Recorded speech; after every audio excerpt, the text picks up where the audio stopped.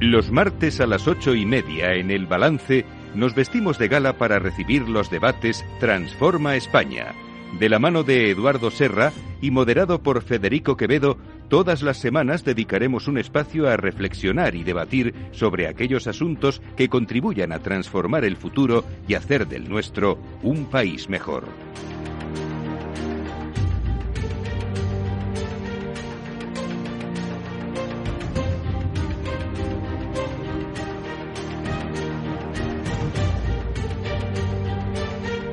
Eduardo Serra, buenas noches. Federico. Bueno, estamos en una radio económica y hoy en este debate Transforma España no es la primera vez que nos visita nuestro invitado, ahora le presento, pero vamos a hablar de economía, ¿no, Eduardo? Eso es. Sí, dicen, la frase clásica es que los griegos decían primum vivere de inde philosophare.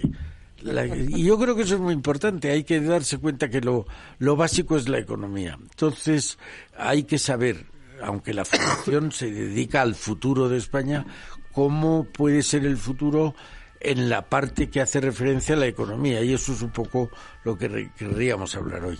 Hay una frase menos filosófica, pero también igual de acertada, que es la de la economía, estúpido. Eso, sí, más moderna. Es un poco más moderna, pero es igual de profunda, ¿no? Sí.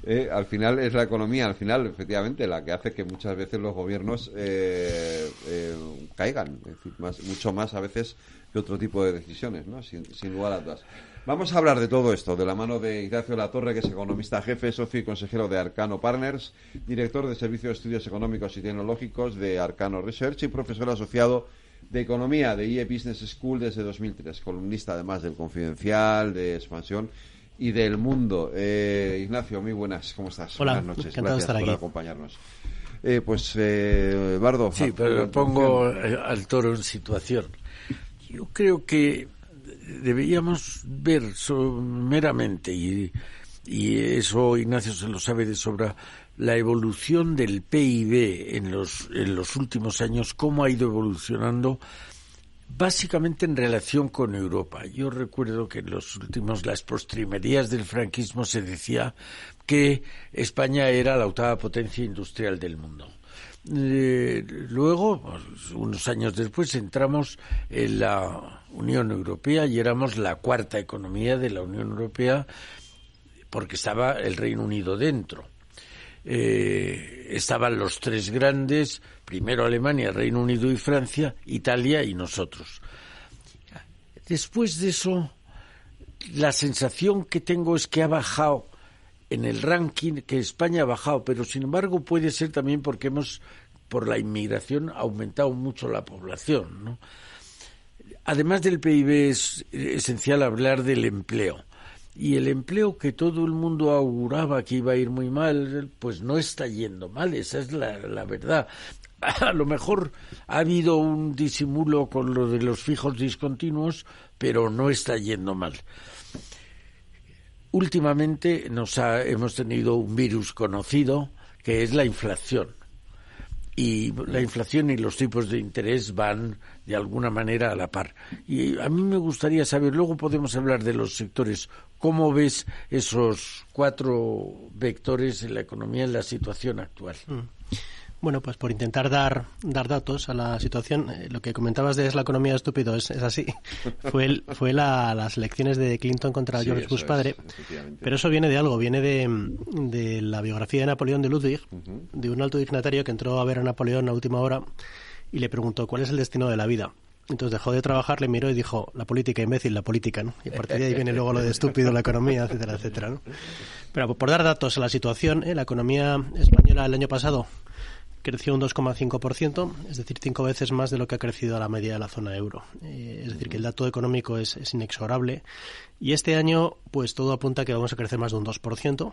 Y a fecha de hoy... ha dicho hoy el ministro de Economía, porque ha hablado de un 2,4 para este año y 1,9 para el año que viene. Sí, son los datos que ha dado hoy el ministro. Es una parte que está... Han acertado bastante, pero de momento es una parte interesada. El consenso ahora está en 1,9. ¿no? Pero en cualquier caso, el consenso está al 0,5 en lo que es la economía europea. Yo creo que hay riesgo alcista también en Europa, pero el país está creciendo más, ¿no? Y la cuestión, como decía Dobrado, es que en la vida de la economía se puede crecer de dos formas, por cantidad o por calidad.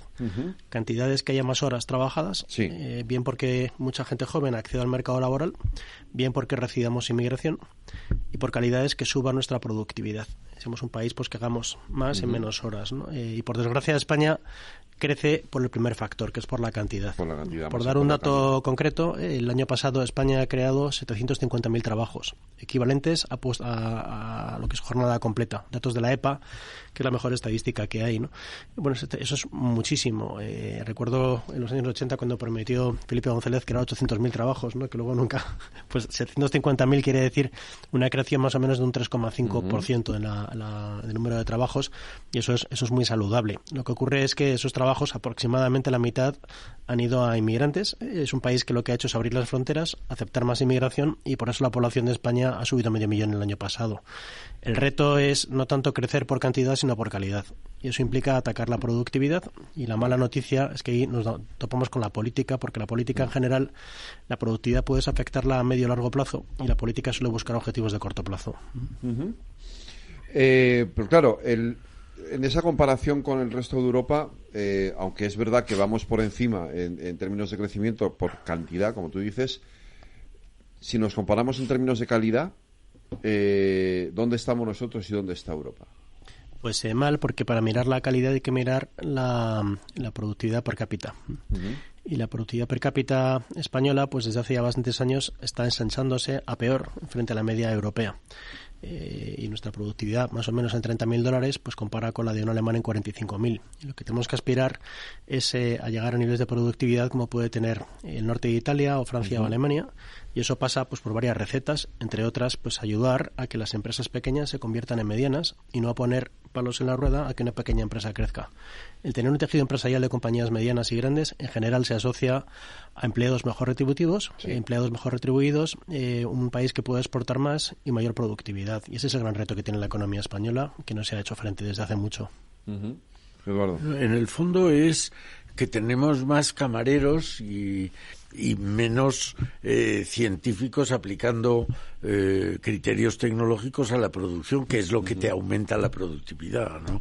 Eso está muy bien explicado, los políticos al corto plazo y la productividad que se refiere al largo plazo, pero deberíamos pensar que además Europa se está quedando rezagada en relación con Estados Unidos. Hay la frase de que Estados Unidos innova, China produce y Europa regula. Es una frase desdichadamente certera. Es decir, nosotros no nos podemos pasar. ¿Qué sabemos Europa de la inteligencia artificial? Pues que hemos sacado la primera regulación. Bueno, ya, pero ¿dónde estamos? Y como hemos comentado aquí muchas veces, el talento es la clave del éxito de los países y España se va quedando rezagada, aunque dé la impresión de que crecemos eso más veces que Europa, y es verdad, pero crecemos eso porque nos hacemos más gordos en vez de hacernos más ágiles, ¿no? Efectivamente, y al final, si nos comparamos con Estados Unidos, la diferencia entre ellos y nosotros es doble, ¿no? Y hablo de Europa como continente. Aquí hemos inventado el método científico en el siglo XVII y hoy en día apenas inventamos patentes. ¿Por qué? Porque lo que la ciencia muestra de que de verdad genera innovación es la cohabitación en un ecosistema de investigación militar, investigación civil e investigación universitaria. Cuando ustedes trabajan conjuntamente se desarrolla un ecosistema innovador como Stanford, como el MIT o lo que han hecho en Israel. En Europa no sabemos hacer eso, va cada uno por su lado. Y la segunda gran diferencia es que para investigar hace falta dinero. Y el dinero, la industria que financia la investigación es el venture capital. Y los americanos tienen ahora mismo pues el triple de inversión per cápita que los europeos. Entonces, aunque tuviéramos un científico bien dispuesto, no tendría los medios para poder realizar la investigación. Y se va a Estados Unidos. Exacto. Y Europa no ha hecho los deberes. O sea, que no es solamente un problema en España. No. No, el de la innovación, de la investigación y la innovación es un problema europeo. Europa se está quedando rezagada respecto de los dos colosos, no iguales, pero sí colosos los dos, que son Estados Unidos y China, ¿no? Lo contábamos antes en el informativo, ¿no? Porque hoy Macron precisamente ha llamado la atención a Europa sobre esto y ha pedido que se debata y que se llegue a un acuerdo para hacer políticas que fomenten la innovación y el desarrollo tecnológico, ¿no? En la Unión Europea, porque efectivamente nos estamos quedando muy por detrás. Quería hablar de empleo. Porque hemos hablado de cantidad y, claro, en la cantidad está el puesto de trabajo. Es verdad que en los últimos meses, aparentemente, España, también en términos de empleo, parece que está consiguiendo mejorar sus tasas. Pero, claro, ¿qué tipo de empleo estamos generando, ¿no? Y esto nos lleva un poco también a este debate, ¿no? Sobre la formación y sobre la calidad del empleo, ¿no? Al final se trata de analizar la evolución de las trabajadas y luego el impacto en la productividad. Y España lleva mucho tiempo en el que la productividad apenas está subiendo, lo cual muestra que está creando un empleo que no es de alta calidad. Vale. El último trimestre, gracias a Dios, ha subido la productividad, pero la tendencia de medio plazo es clarísima y es que va mucho peor que otros países. Y si miramos el factor más puro de productividad, que es productividad total de los factores, yo sin equipos nuevos, ¿cómo produzco además con lo que tengo? Ahí la evolución de España ha sido patética desde el año 80 aproximadamente. Entonces yo creo que como sociedad tenemos entre todos que analizar por qué nos ocurre esto, qué soluciones hay. Las soluciones no son ni de derechas ni de izquierdas, son técnicas. Claro. Igual como te van a operar un corazón, tú no buscas un médico de derechas o de izquierdas, que eres un técnico, pues atacar la productividad es un problema puramente técnico y que sea la sociedad la que demande a la clase política el atajar esto porque es la mejor herencia que podemos dejar a nuestros hijos. Es un país que tenga un cierto futuro por productividad. En esto también la comparación con Europa el problema es el mismo. Es peor en España que en Europa. Sí. ¿Por qué? Porque en España hicimos un modelo productivo hasta el año 2006-2007 muy concentrado en el sector inmobiliario, un sector muy intensivo en capital pero poco productivo. Y cuando eso estalla, pues te afecta directamente a la financiación, sufre la banca, y sectores más productivos no recibieron la financiación. Entonces, lo que ha provocado una perspectiva de medio y largo plazo es que la evolución de la productividad española ha ido bastante peor que la evolución de otros países de la zona euro o incluso países del este de Europa que han conseguido convergencias muy buenas con la media europea y han provocado pues que se ensanche la diferencia de España. ¿Con el turismo pasa algo parecido? ¿Es un sector poco productivo? A ver, el turismo nos deja 6 puntos de PIB. Sí. Que está muy bien y eso es algo para elogiar. España nos gastamos en que no tenemos ni petróleo ni gas, nos gastamos 4 puntos de PIB en comprarlo a los árabes o a los rusos o lo que sea. Vale, entonces el que recibamos más ingresos de turismo de lo que nos gastamos quiere decir que el país puede sobrevivir. Es decir, España sin tener petróleo con su sol consigue un petróleo o más que lo que nos gastamos en petróleo. ¿Vale? Y eso es un gran bien que hay que mantener. Pero lo interesante es llamar la atención sobre un sector que es el de la exportación de servicios no turísticos. Este sector implica que, por ejemplo, cuando un chino viene a estudiar una carrera al Instituto de Empresa o al ESADE, está España exportando un servicio no turístico. Este sector es extremadamente estratégico porque es muy poco fluctuante o sensible al tipo de cambio. Es decir, si el euro se aprecia, el turista inglés que viene a Benidorm a lo mejor decide irse a Túnez. Sin embargo, si el euro se aprecia, el chino no va a ir a la Universidad de Túnez. Estudiará en el ESADE o estudiará en el IE. Pues este sector, por primera vez en la historia de España, está exportando 7 puntos de PIB. Ha superado el sector turismo. Y esto es extremadamente estratégico. Cualquier observador imparcial que vea esto en un país dice esto me interesa muchísimo. Y ha ocurrido esto en España y no ha salido a ningún lado. Y es muy interesante porque en el agregado que nos ha provocado, que si sumas exportación de turismo, exportación de servicios no turísticos y exportación de bienes, a fecha de hoy España exporta 41 puntos de PIB. Que es el doble que China y 4 veces más que Estados Unidos. Esto es la realidad, lo que está ocurriendo, es que el país se ha hecho una máquina extremadamente competitiva. Y gracias a esto pues conseguimos hoy en día pues tener superávit de cuenta corriente y exportar capital al resto del mundo. Pues eso es bueno. Es muy bueno. Porque la vida de la economía tienes que mirar retorno y riesgo. ¿Cuánto crece? Y si hay riesgo asociado al crecimiento.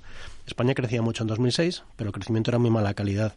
Ahora el crecimiento que tenemos de 2,5 es un crecimiento de buena calidad porque lo estamos financiando nosotros y no lo financiamos con ahorro extranjero. Qué interesante es esto. Complementando lo que dice Ignacio,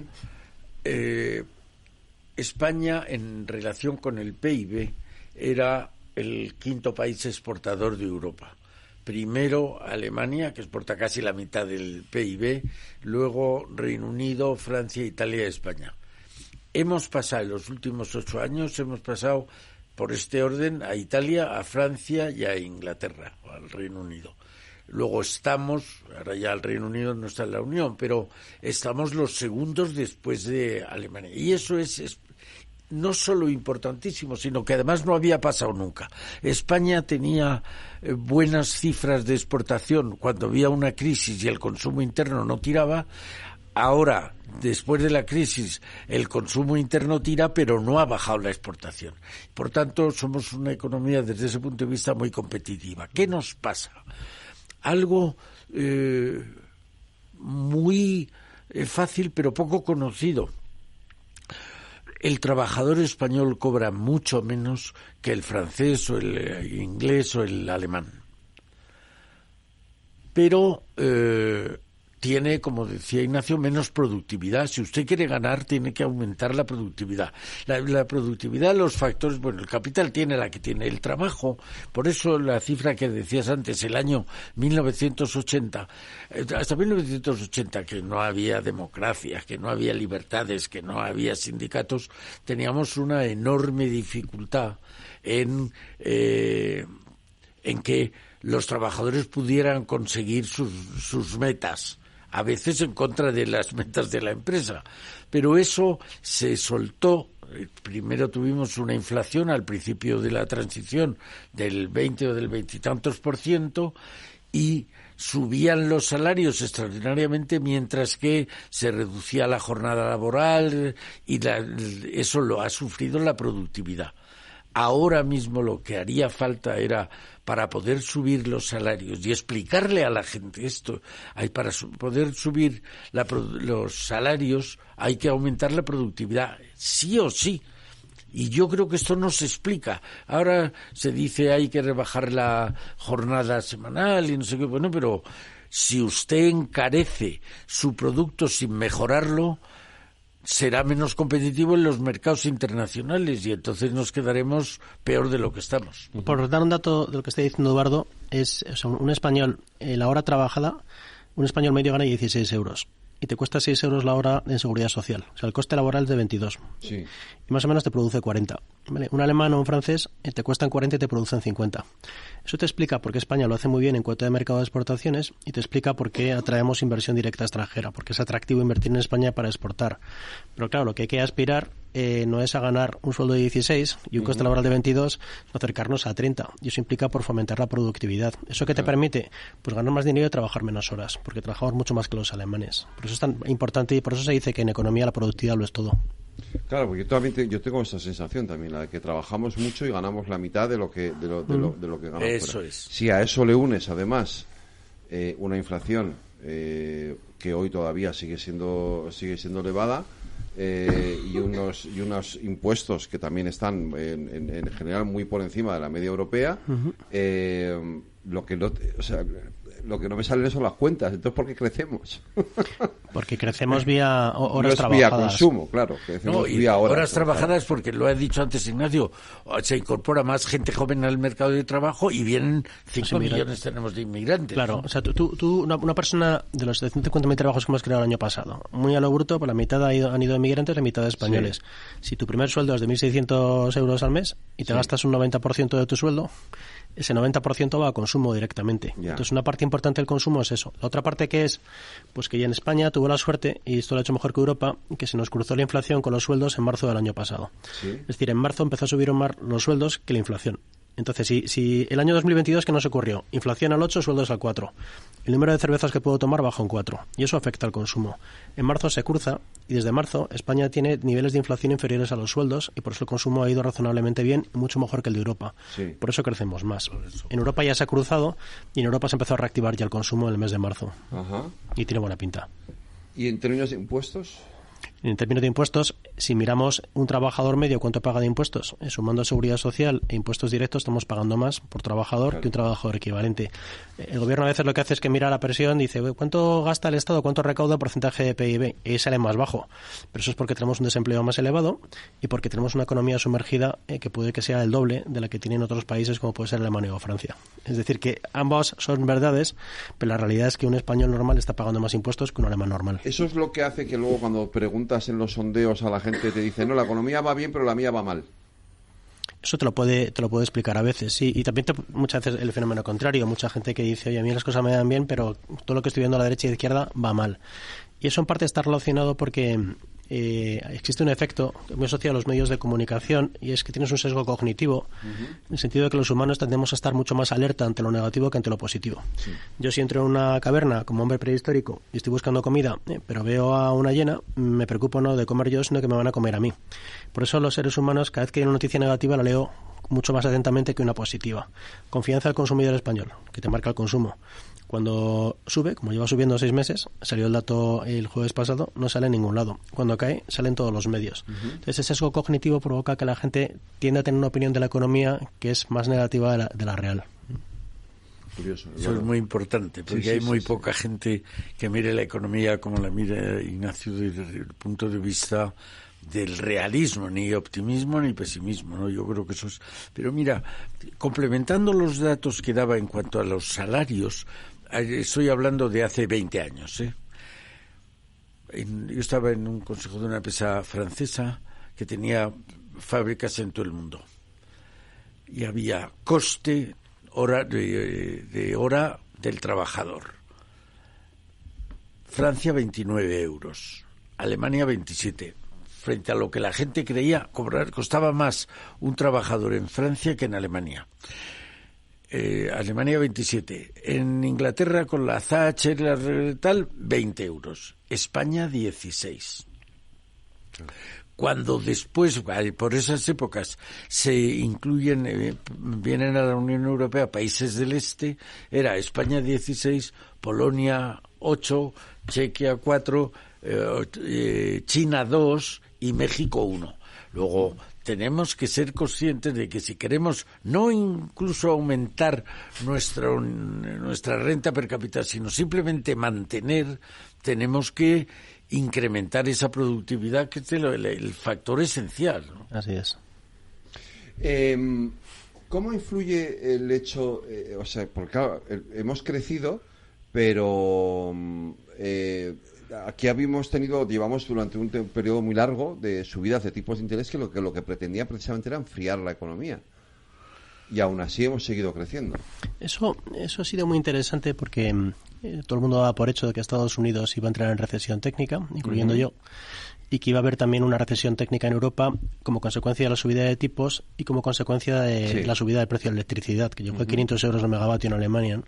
Y al final no se ha producido, y en parte es porque las economías han cambiado mucho frente a las que había antes. Antes eran economías muy intensivas en capital y por lo tanto afectadas por deuda que financiaba ese stock de capital. Al subir el tipo de interés, las compañías reaccionaban pues reduciendo empleo y eso generaba una recesión.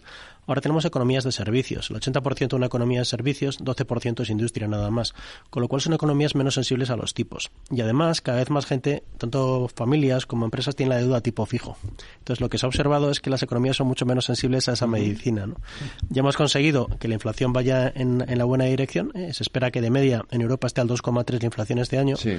Y por eso llegan las bajadas de tipos, que empezarán en junio. Y según el mercado vamos a ver entre 2 o 3 bajadas al año a partir de verano, y que los tipos de interés que están ahora al 4 se irán al 2 para finales de 2026. Ese es el dibujo que vamos a ver. El objetivo del Banco Central Europeo, de las economías europeas, ¿no? Bueno, se habla incluso de que el Banco Central Europeo puede hacerlo antes incluso de lo que lo va a hacer la Reserva Federal Americana. Desde luego. Porque da mejor la inflación aquí que allí. Sí, es que allí no sé por qué la siguen teniendo más alta de lo que se preveía. Por una ficción estadística, básicamente. Sí, los americanos hacen una cosa rara, y es que si tú vives en tu casa y ya has pagado la casa, te imputan un coste de oportunidad por vivir en tu casa. Y entonces te preguntan, ¿cuánto crees que pagarías si tuvieras que alquilar tu propia casa? Y esa pregunta y esa respuesta llega a ser un 40% de inflación subyacente americana. Y los americanos se enteran muy tarde de cómo va el mercado de alquiler. Entonces caen las casas que cayeron hace 18 meses. Cayeron los alquileres hace ya 12 meses. Los americanos todavía no se han enterado que han caído los alquileres, pero eso va a acabar cayendo. Y si tú excluyes ese factor, que se llama OER, la inflación americana estaría al 2,1. Estaría en un 2,1. Es un factor puramente... O sea, es una inflación que no existe. Es un coste de oportunidad que no está afectando a tu bolsillo, vamos. Sí. Qué curioso, francamente. Entonces, bueno, la perspectiva efectivamente es que caigan. ¿Y hasta dónde? Lo normal es que los tipos de interés se vayan al 2%. Eso es un tipo de interés normal en Europa. ¿Vale?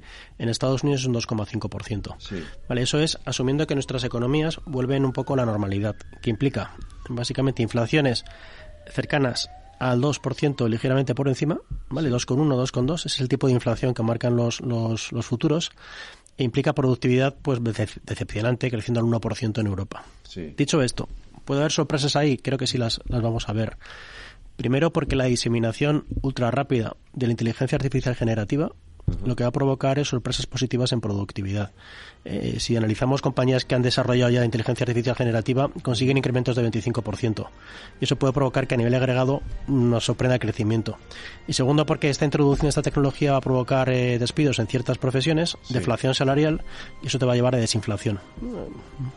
Pues vamos a seguir, pero esto que acaba de decir es muy positivo y muy bueno, ¿no? Claro, sí. Si no estás en esas profesiones. Ya, efectivamente. Hacemos una pequeña pausa. Volvemos enseguida, en unos par de minutos.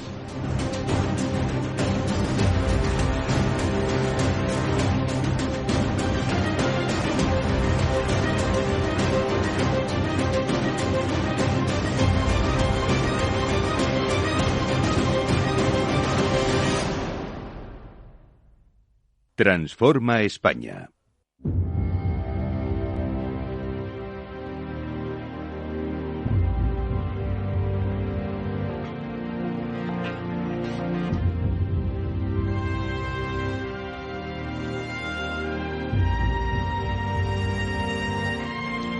Las 9 de la noche, una hora menos, en las Islas Canarias, en la sintonía de Capital Radio, en nuestro tiempo de Transforma España, hablando de la economía y yo creo que en una intervención muy interesante de Ignacio Latorre, de nuestro invitado hoy, Eduardo, porque nos está poniendo, comentábamos ahora fuera de micrófono que aquí esperamos esa bajada de tipos en el mes de junio. Será la primera que haga el Banco Central Europeo. Sí, porque la de Estados Unidos se espera para septiembre, octubre, más o menos. Eso es. Y nosotros la haríamos en junio, lo cual será por primera vez una noticia positiva en términos de... Oye, Ignacio, ¿cómo va a influir, que te lo preguntaba fuera de micrófono, pero cómo va a influir en el desarrollo, en el crecimiento de España, pero también en la Unión Europea, todo este proceso de adaptación a la sostenibilidad, al cambio climático, a la descarbonización industrial, etcétera, etcétera? Bueno, el primer impacto es que la inversión actual en esa transformación no es suficiente y tenemos como mínimo que triplicarlo, ¿no? No hay recursos públicos para triplicar esa inversión, hace falta el sector privado, y como los americanos tienen un mercado de bonos y un mercado de bolsa, y aquí tenemos 27 mercados de bonos y 27 mercados de bolsa, no va a ser una forma eficiente de poder financiar esa transición. Por eso es tan esencial para Europa la Unión de Mercado de Capitales, tan esencial, que es un proyecto de 2013 que sigue igual que en 2013, y es estratégico si queremos de verdad ayudar en esa dirección. Dicho esto, si me preguntas honestamente, y mirándolo a nivel global, no europeo, cómo va la evolución de emisiones de CO2 frente a lo que se necesita, yo creo que es muy difícil que lleguemos a cero en 2050. Yo creo que el escenario central es que vamos a ver un calentamiento intenso, porque por diferentes factores políticos no vamos a ver el cero, a no ser que aparezca una innovación clarísima, ¿no? Y en ese periodo transitorio, yo creo que la única alternativa que tenemos para evitar encarecer mucho la energía y que la gente se enfade es la energía nuclear. Es lo que están haciendo los americanos, los franceses, los británicos, la energía nuclear. Los alemanes no, pero todos los demás sí. Los alemanes han ido, lo que han hecho es se han conectado a Rusia y les ha ido muy bien. No, el desarrollo de centros de datos asociado a inteligencia artificial requiere muchísimo insumo energético. Una acción que lo ha hecho muy bien en Estados Unidos es Constellation Energy, que fabrica centrales nucleares pequeñitas y las conecta a un centro de datos y así la nutre de... Yo no veo otra alternativa en los próximos años. España tiene sus ventajas por renovables, pero yo creo que vamos a ver más nuclear, porque es la única forma de poder afrontar este periodo transitorio. Nosotros podemos tirar adelante efectivamente con renovables, porque sí es verdad que ahí somos un país energéticamente líder, ¿no? Es decir, pero de día, no sí. es suficiente. Bueno, si no mejoras mucho tampoco la tecnología de baterías, pues sí. El problema es que la central de datos está todo el día funcionando. Entonces, si tenemos una ventaja clarísima y hay que explotarla, pero esa desventaja de que no funciona 24 horas. De todas maneras, a mí me gustaría llamar la atención a que estamos jugando a nivel europeo a ser más papistas que el Papa. Es decir, nosotros estamos reduciendo, nos ponemos unos objetivos de reducir el consumo de energías contaminantes, mientras Estados Unidos y sobre todo China están creando más centrales contaminantes de las que nosotros cerramos. Es decir, todo el mundo debería ir a reducir, eso es una necesidad perentoria, pero no nos quedemos nosotros a ser los que produzcamos más caro energéticamente, porque nos podrá en peor situación competitiva con otras regiones del mundo, ¿no? Vamos por sectores, porque hemos hablado antes del turismo, es verdad, porque es nuestro principal aportación al crecimiento del Producto Interior Bruto, pero en el resto de sectores, por ejemplo, el sector agrícola, España es un país que había sido o era una potencia y ha dejado, tengo la sensación al menos de que lo ha dejado de serlo. Desde el punto de vista industrial también hay sectores que todavía estamos muy por detrás. Aquí hemos hablado muchas veces de esa pérdida que tiene España, ¿no? Del desarrollo industrial. Sin embargo, deberíamos de fomentar la tecnología como uno de nuestros y no sé si lo estamos haciendo. A ver, por ver un poco la importancia relativa al sector agrícola, son 2 puntos de PIB, sea aquí o en la mayoría de los países avanzados.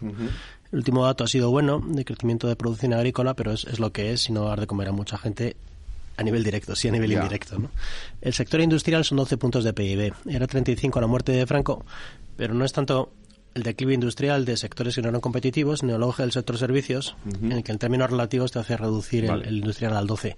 Es igual que en casi todos los países, el 12%, sí. Hay países más industriales como Alemania que llegan al 20%, pero en general estamos en el 12%, ¿no? Ahí sí puedo decir que la industria española está haciendo lo mejor que la industria europea. ¿Por qué? Porque a fecha de hoy no estamos beneficiándonos de unos costes más bajos en términos energéticos, que no era verdad hace un año, y porque el consumo en España va mejor, y porque además se beneficia de las exportaciones. A medida que se reactiva el consumo europeo, es muy buena noticia para las exportaciones españolas de bienes. Entonces, dentro de que la industria mundial ha sufrido mucho, a medida que los occidentales hemos pasado a consumir servicios en vez de bienes, se empieza a observar ya brotes verdes en la industria, en España, en muchos países, no en Europa todavía. Y ahí tenemos una ventaja relativa. El sector servicios, 80 puntos, es claramente el que va a seguir adelante, tanto por turismo doméstico, turismo internacional, exportación de servicios no turísticos que comentaba antes, y el resto de nuestros servicios, ¿no? De hoteles, inmobiliario, etcétera, etcétera. En tecnología va a ser un sector que no va a representar mucho por definición, 2 puntos, 2 puntos y medio, puede llegar a 6, 7 en el caso de Israel, pero eso sí que es un sector que tienes que hacer las cosas muy bien y pensando en el largo plazo. Hace falta movilizar recursos de largo plazo a través de aseguradoras y fondos de pensiones, y hace falta definir estrategias nacionales de innovación, que pasan además por la colaboración con la investigación militar, ¿no? ¿Qué han hecho los israelíes? Pues básicamente han visto esta oportunidad. Era un país emergente, Israel, hoy en día ha superado a Alemania en renta per cápita. Nombraron una oficina que es el Chief Scientist Office, se le nombra por los dos partidos y se le nombra a 8 o 10 años, y él decide las políticas de innovación. Y los políticos ya no pueden influir en ellas. Y es el que va decidiendo cómo hacer núcleos de especialización, ¿no? Yo creo que ese es un modelo que funciona. Yo creo que se trata de nuevo de no intentar ser bueno en todo, sino especializarte en lo que tienes una ventaja competitiva, como han hecho los franceses con Toulouse en aeronáutico, ¿no? Si hiciéramos las cosas bien en financiación y en orientación de la inversión tecnológica, pues podríamos hacer que ese sector creciera y automáticamente vendría la renta per cápita. Vamos, Eduardo, con la parte, entiendo que debería ser la parte negativa, que es nuestro endeudamiento y nuestro déficit, ¿no? Bueno, eso es muy matizable porque, a ver, hay 2 tipos de deuda, la deuda pública y la deuda privada. En la deuda privada es la suma de deuda de las familias y de las empresas. En los países occidentales las crisis casi todas empiezan por la excesiva deuda privada, no por la excesiva deuda pública. Eso te explica por qué a fecha de hoy tenemos una deuda pública mucho más elevada que hace 15 años y la prima de riesgo de España está en niveles muy bajos, 80 puntos básicos. Porque el sector inversor lo que se fija es la deuda privada. Hay que acordarse que estábamos a 600. Hemos llegado a estar, sí.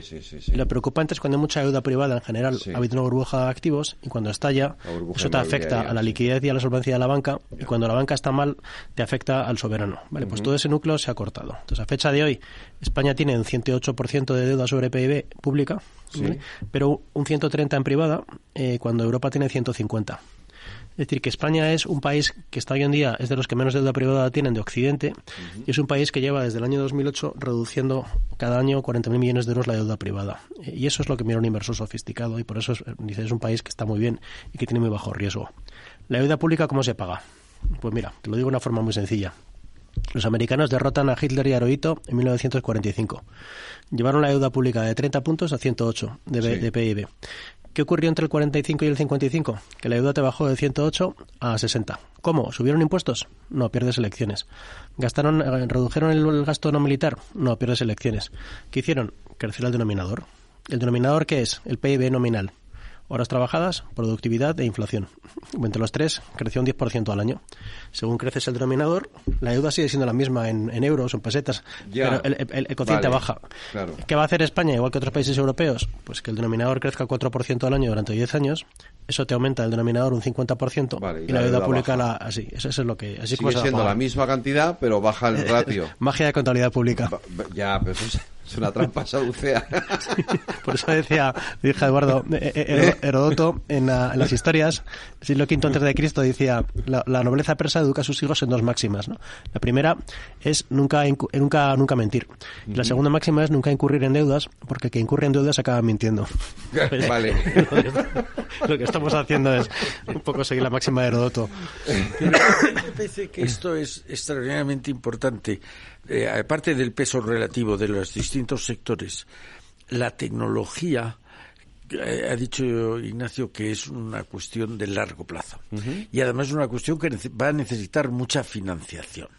Esa financiación, ¿de dónde viene? La inversión se financia con el ahorro. Entonces, nosotros, España está poco acostumbrada a ahorrar porque hasta hace nada éramos un país extraordinariamente pobre. Siempre repito, el año 53 teníamos $300, el año 80 3.000 y ahora 30 y tantos mil. Pero somos muy recientes. Yo creo que de alguna manera, y esto lo oigo pocas veces, pero de alguna manera la economía española tiene algo de economía emergente. Tú vas a ver Alemania, el Reino Unido, Francia, Italia, y llevan 200 años con industria importante y siendo relativamente ricos. Nosotros somos relativamente ricos desde hace 50 años. Sí. Entonces hay poca costumbre de invertir. No es solo tener dinero, sino tener los hábitos, eso que estábamos explicando, de las bolsas, los sitios donde puedes ir a pedir dinero, los bancos, el sistema financiero. Entonces, España tiene muchos síntomas de economía emergente, como podríamos hablar de Israel o del sudeste asiático. Somos un país antiguo, pero como economía... Sí, nuestro desarrollo es muy reciente. Me gusta mucho oír que somos que la industria española lo está haciendo bien. La industria, que es verdad que ha bajado porque han aumentado el peso relativo de los servicios, tiene una ventaja estupenda y es más fácil de exportar la producción industrial y dos, la industria atrae otras industrias. Los servicios es más difícil que lo atraiga. El tener unos buenos sastres o buenos peluqueros es muy importante, pero es más importante producir buenos automóviles que los puedas exportar, ¿no? Yo creo que eso es algo, pero insisto, para mí lo fundamental es la tecnología. Ahora, de acuerdo con lo que dices, y estoy muy, muy, muy de acuerdo, la tecnología tendríamos, como ha hecho Israel, que decidirla mirando al largo plazo, porque solamente va a ser rentable, más o menos, mirando al largo plazo. La política está en el corto plazo, por definición. Como decía alguien, los políticos miran para la siguiente elección. La tecnología necesita mirar para la siguiente generación. Entonces es muy importante el que haya esas instituciones, entidades que sean no partidistas. Por eso es tan mala la polarización que estamos sufriendo. Hay que acabar con la polaridad, hay que llegar a acuerdos, entre otras cosas porque es la única forma de avanzar, llegando a acuerdos. Entonces me parece que el sector clave es el tecnológico, también lo es el energético, el tecnológico, pero el tecnológico que hay que mirar a largo plazo, la única manera es mirarlo con una visión, digamos, constante, que no varíe en el tiempo, y por eso no te lo pueden dar los políticos que tienen ideales contradictorios, menos de lo que dicen, pero subrayan lo que les identifica entre ellos y les distingue del contrario, cuando lo que necesitamos en un mundo globalizado es lo contrario. Ignacio. Totalmente de acuerdo. Pues es un poco el concepto de la política monetaria, ¿por qué se ha retirado el político tradicional? Porque la ciencia demostró de que al final una serie de tecnócratas muy conocedores de un tema pues acababan generando una política monetaria que nos ayudaba a generar más empleo con menor inflación, ¿no? Y yo creo que hay que reabrir el debate de ciertos campos donde a lo mejor es mejor estudiar, retirar competencias a políticos y darlo pues a lo que es una pistocracia, ¿no? Es gente que sepa mucho de un tema, los políticos le dan ese voto de confianza, como han hecho en Israel, y luego le juzgan por los resultados y están encantados con lo que ha ocurrido. Tenemos que empezar a pensar, por el bien de la siguiente generación, qué aspectos de largo plazo exigen cambiar las gobernanzas frente a lo que tenemos actualmente. Por lo que respecta a nuestra posición, desde un punto de vista geopolítico, la situación española ¿nos beneficia o nos perjudica? Bueno, mira, en la parte positiva, lo que diría es que la dependencia energética que tenía España era mucho más saludable que la que tenían países como puede ser Italia, Austria o Alemania. Y nos ha venido mucho mejor tener las fuentes de insumo mucho más diversificadas, y eso ha sido una gran noticia para España. Aparte de que tenemos pues las centrales donde podemos almacenar nuestro gas, el nuestro y el europeo. Sí. Una gran parte del gas europeo se almacena en España. En la parte energética yo creo que España lo ha hecho muy bien en ese sentido. En la parte negativa, ¿qué es lo que me preocupa mucho? Que si asumimos como hipótesis razonable que vamos a ir hacia un cambio climático más agresivo, el cambio climático a su vez lo que va a provocar es una intensificación de las emigraciones, y que el único continente del mundo que va a generar población de una forma intensa va a ser África negra, yo creo que lo que vamos a ver es un agravamiento intenso de las emigraciones. Sí. Y ríete de lo que está ocurriendo en la frontera sudoeste en Estados Unidos. El Mediterráneo es una de las fronteras con mayor disparidad de renta per cápita y donde más presión poblacional vas a tener por parte de la África negra. Entonces yo creo que eso va a ir a peor, y España está en primera línea. Por eso creo que es tan importante, uno, el entender si podemos desarrollar un país con más productividad, sin necesidad solo de acudir a mano de obra, y que es un interés de todos, al final, el generar marcos institucionales y ayudar a que África se desarrolle, porque si no la situación va a ser muy, muy dramática. He hecho una comparativa un poco burda lo hablé un día con Eduardo, ¿no? Con el Imperio Romano en la época de Teodosio el Grande, que era su auge en el año 395, pero cayó en 15 años Roma, porque hubo un cambio climático que provocó que los hunos llegaran a la zona de los godos y los godos tomaron Roma. Pero la situación va a ser muy dramática en los próximos 20 o 30 años. Sí. Y está muy ligado, la historia nos lo enseña. Cambio climático, migraciones, despoblaciones de zonas porque no tenemos niños, y presión, obviamente, de la gente que quiere una vida mejor hacia las zonas más prósperas. Es lógico, además, o sea, es una tendencia natural del ser humano, ¿no? Ir a buscar aquello que te permita una vida mejor, ¿no? Que la que tienes. Es decir, a mí me parece tan importante lo que dices, que si no hablo de memoria, pero a principios del siglo pasado España tenía el doble de población que la suma de Argelia y Marruecos, y ahora tenemos menos de la tercera parte. Es decir, que ahí se produce, has dicho, y es verdad, que nos podemos reír de la frontera sur de Estados Unidos, de Río Grande. La frontera más con contrastes más radicales es el Mediterráneo. No es solo la diferencia de renta per cápita, que es notabilísima, sino que también hay una diferencia de religión, de cultura, demográfica, es decir, que es explosiva la situación. Entonces, a mí me parece que desde el punto de vista nacional, la primera cosa que no la primera de las primeras políticas que deberíamos hacer es conseguir con Europa que la frontera sur de Europa no sea el Mediterráneo, que sea el Sáhara, y por tanto propiciar el desarrollo de la cornisa norte de África, Marruecos, Argelia, Túnez, Libia, Egipto, que sirvieran, si no de freno, sí de colchón, el que la gente de los países subsaharianos pudieran ir ahí. Si no, la situación, como dice Ignacio, va a ser absolutamente explosiva.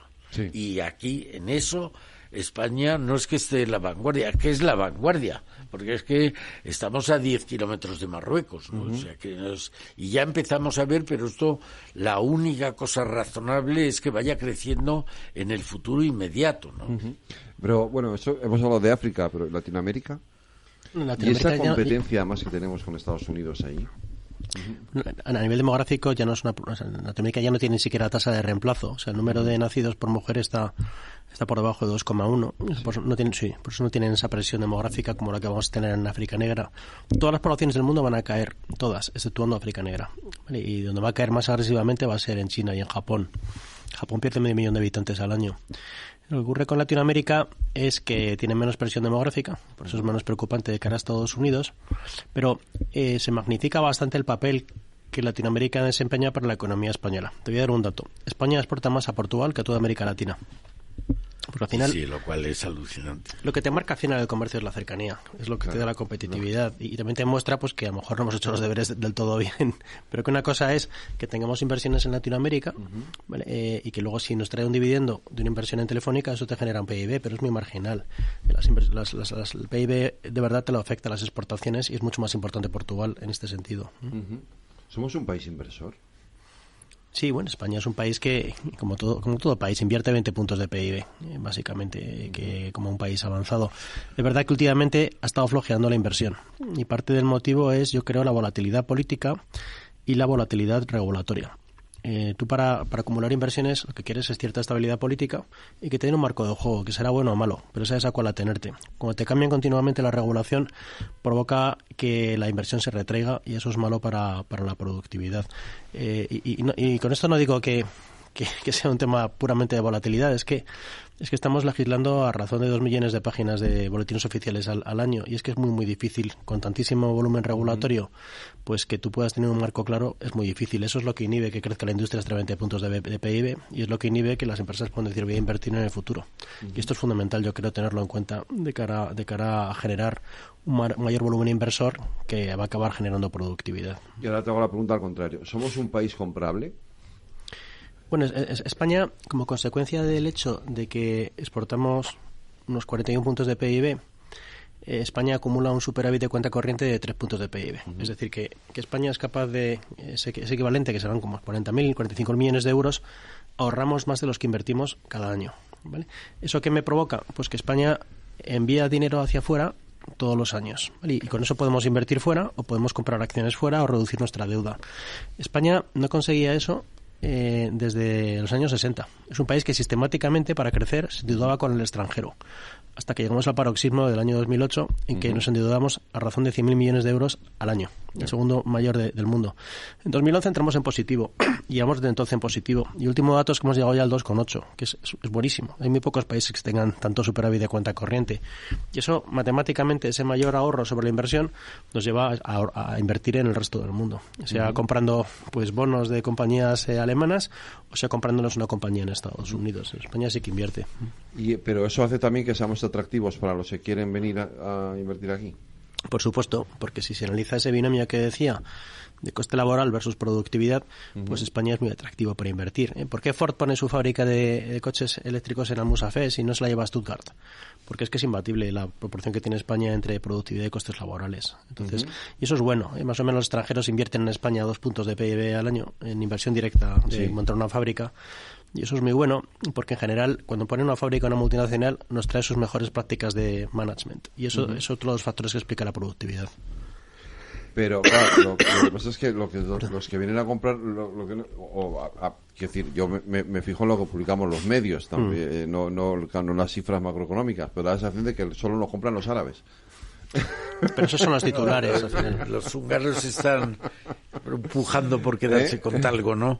Bueno, sí, es verdad. Pero sí. Yo creo que es muy importante. En principio, Latinoamérica. Hace 30 años, el Instituto Cano ha sacado un libro que se llama ¿Por qué es importante América Latina? Entonces, lo que nos pasa es que tardamos en darnos cuenta de la realidad, que siempre es más rápida que la percepción de la realidad. Entonces, en los años 80, Latinoamérica era responsable de 3 de cada 10 crisis, de 7 de cada 10 crisis mundiales, y ahora es responsable de 3 de cada 15. Es decir, que ha mejorado mucho, a pesar de Venezuela, ha mejorado mucho Hispanoamérica. Y a mí me parece que, aunque esté lejos a efectos de exportación, ahí tiene cualidades, por ejemplo la migración, en las cuales la proximidad que tenemos, no geográfica, la proximidad que tenemos con América Latina, cultural, pero eso es cultural, religiosa, lingüística que tenemos, eso es buenísimo para nosotros. Totalmente. Y además nos permite algo que se inició hace ya muchos años, 40 años, de alguna manera la triangulación de América Latina, que fuera no solo con Estados Unidos, sino también con Europa. Otro mito que hay es que es ahora un continente pro-chino. La influencia, las exportaciones de China allí son infinitamente inferiores a las que tienen los americanos o los europeos. Yo creo que eso es así. Y luego, la inversión extranjera, hay que decir, porque yo creo que es la verdad, que empezamos a invertir en América Latina, que eran nuestros primos por esa cercanía cultural, en los años 80. Y fue, como decía el clásico, por impulso soberano. Fue Felipe González el que dijo hay que invertir fuera. Y primero invirtieron las empresas públicas, invirtió Telefónica, invirtió Iberia, y luego invirtió Endesa, y luego fueron los bancos, que eran las grandes instituciones privadas. Y luego fuimos a invertir a Europa. Hemos invertido mucho a principios de siglo en el Reino Unido. Es decir, ese superávit que tenemos nos permite invertir. Quizá nos falta todavía ese espíritu que tiene el que vive más desahogadamente, de ahorrar e invertir. Hemos tenido más la costumbre de consumir, al principio porque no había otro remedio, luego lo había, pero queríamos consumir, y cuando invertimos era sobre todo en el inmobiliario, en comprarte un piso, una casa, porque eso era asegurar de alguna manera tu vejez, ¿no? Pero me parece que es muy importante el que seamos conscientes de que es la hora de invertir, aquí y fuera, pero es la hora de invertir. De lo que las últimas noticias tenemos estos días, hay una que sí quería pediros vuestro comentario, que es España es un país hemos tenido OPAs curiosas a lo largo de la historia. Esta última del Banco Sabadell, del BBV, sobre el Banco Sabadell, no deja de serlo también, ¿no? ¿Qué futuro le ves a esa operación? Yo no tengo una opinión cualificada, más que no sobre la operación concreta, pero más que decir un tema que es importante, y es que para que funcione una economía hace falta que alguien lleve la sangre del corazón, que es el Banco Central, hasta los músculos, y ese es el sistema bancario. Para que el sistema bancario haga esa función hace falta que sea líquido y que sea solvente. Y para que cumplan ambas funciones necesita tener una rentabilidad estructural superior al coste de capital. Y lo que ha ocurrido con la banca europea en general es que la atomización y otros factores han provocado que sea una industria muy poco rentable frente a su coste de capital. Por eso el Banco Central Europeo insiste una y otra vez en fomentar fusiones bancarias, transfronterizas o no, claro. pero porque es que es esencial para una economía tener un sistema bancario rentable. Entonces, en general, a nivel técnico se aconseja que haya más fusiones. Otra cosa es que a nivel particular se puede discutir discutir si es demasiada concentración de cuota de mercado, cosa que yo no te puedo decir. Pero a nivel macro sí tiene sentido crear menos bancos en Europa más fuertes. Claro, por eso el Banco Central Europeo está defendiendo esta fusión, mientras que el gobierno de España está en contra totalmente. Yo tampoco tengo una opinión cualificada para juzgar esa OPA presentada, pero sí me parece que es buena recomendación que los actores económicos actúen, los agentes actúen por su cuenta y que haya las menores interferencias políticas posibles. Sobre todo que sean los accionistas, al final, en definitiva, los que tomen la decisión, ¿no? Claro, que son compete. los que tienen, primero los accionistas, pero luego los agentes económicos son los que ven si tiene sentido o no esa operación de concentración, si es excesiva la concentración o no lo es. Uh-huh. Yo creo que eso es, pero vamos, en principio se ha presentado en un momento donde la coincidencia entre la OPA sobre una entidad catalana de origen, porque ahora está en Alicante, y las elecciones en Cataluña no presagiaban nada bueno. Sí. Uh-huh. Ignacio, volviendo al principio del debate, debate es más coloquio, mejor, que no me salía la palabra, el coloquio, porque hemos hablado mucho de economía, me llevo la sensación de que España es un país que está ahora mismo en una posición bastante cómoda desde el punto de vista económico, y volviendo a esa expresión de es la economía estúpido, si entramos en un periodo de cierta estabilidad política, las probabilidades de cambio cada vez son menores. Quiero decir, si la sensación que tiene el ciudadano medio es, bueno, las cosas van bien porque voy a cambiar lo que hay. Es que es más complicado. La economía americana lo ha hecho muy bien, sí, y sin embargo el índice de aprobación de Biden es muy bajo. Luego hay veces en los que las prioridades de los votantes no es la economía. Cuando se ha dividido mucho una sociedad, como ha ocurrido en Estados Unidos, sí, son factores ideológicos los que priman a la hora de decidir tu voto. ¿Sí? Incluso lo que está ocurriendo es que si eres republicano consideras que todo va muy mal, aunque a ti te vayan bien las cosas, y viceversa. Sí. La polarización llega incluso a tergiversar la percepción de la realidad. Entonces, primero hay que ver si en sociedades tan tergiversadas y tan polarizadas la economía va a seguir siendo un factor tan importante a la hora del voto como lo fue en el año 92, vale. Ese es el primer factor. Y el segundo es que la influencia, en mi opinión, que tiene la política sobre la economía es menos de lo que la gente opina. Las grandes cosas hay que hacerlas, y hay que hacerlas porque te los impone Europa.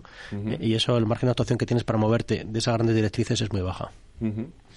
Pues Ignacio, ha sido un verdadero placer. Igualmente, un placer. Eduardo, muchas gracias. Hasta la próxima. Ha sido apasionante. Gracias. Nos vemos en la próxima, como siempre. Hasta la próxima. Un abrazo.